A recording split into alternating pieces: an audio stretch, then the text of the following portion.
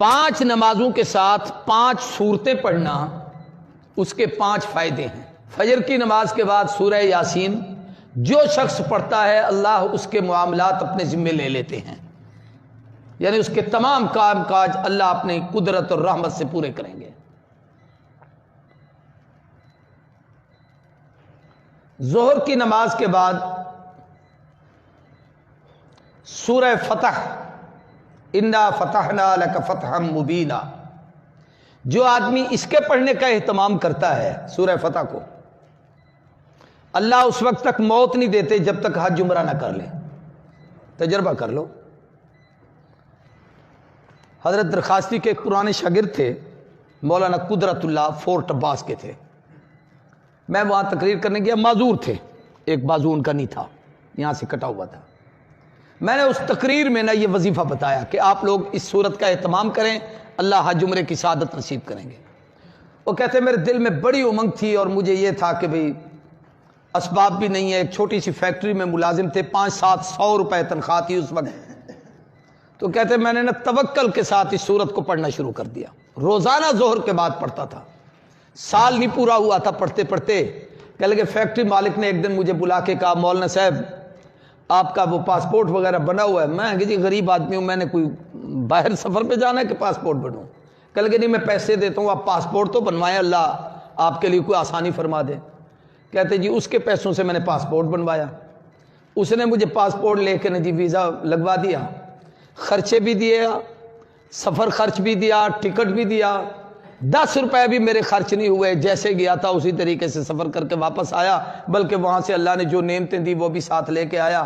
پھر اس نے مجھے فون کر کے کہا مبارک ہو، میں نے اس صورت پہ عمل کیا، اللہ نے میرا کام بنا دیا۔ راولپنڈی کے ہمارے ایک دوست تھے، اس نے ایک دفعہ مجھے فون کیا کہ میں نے اس صورت کو ظہر کے بعد پڑھنے کا اہتمام کیا، تو کچھ عرصے کے بعد سعودی عرب سے میرے ایک عزیز کا فون آیا کہ میں آپ کو سپانسر بھیج رہا ہوں، آپ عمرے کے لیے آئیں۔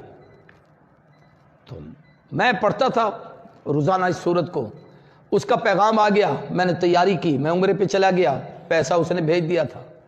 اس نے کہا میں نے خواب دیکھا کہ مجھے کوئی آدمی کہہ رہا ہے یار وہ تمہارا عزیز رشتہ دار ہے، غریب ہے، اس کی تمنا ہے، اللہ نے تجھے توفیق دی ہے تو اس کو عمرہ نہیں کراتا۔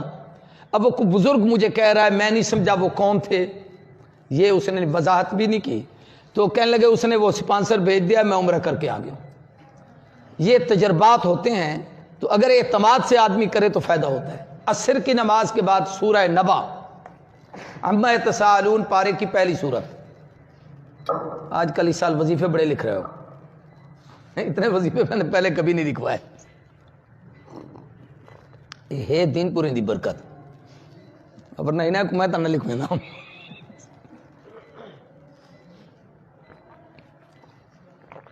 کچھ وظیفے میاں صاحب کے پاس بھی ہیں، وہ ان سے پوچھنا، جس کی شادی نہ ہو نا یہ تویز دیتے ہیں۔ دین پور میں ایک جمعرات ہوتی ہے، اس کو کہتے ہیں چھڑیں دی جمعرات، چھڑے سمجھتے ہو، اکیلے جو ہوتے ہیں۔ اس رات اتنے لوگ جمع ہوتے ہیں جس کی حد نہیں، صبح کو لائن لگی ہوتی ہے، سب کو میاں صاحب نام پوچھ کے تویز لکھتے جاتے ہیں، دیتے جاتے ہیں، کام ہو جاتے ہیں۔ تویز کی تو پتہ نہیں اجازت دینا دیں میاں صاحب آپ کو، لیکن وہ یہ ہے کہ تویز لکھ دیں گے آپ کی شادیاں ہو جائیں گی جن کی نہیں ہوئی۔ اچھا توجہ کریں، عصر کی نماز کے بعد سورہ نبا، اس کے پڑھنے کا فائدہ یہ ہے کہ اللہ تعالیٰ قیامت کی ہولناکی سے محفوظ فرمائیں گے، چونکہ اس کے آخری رکوع میں جنت اور جہنم کی کیفیات ہیں، اور شروع میں اللہ کی توحید ہے ساری۔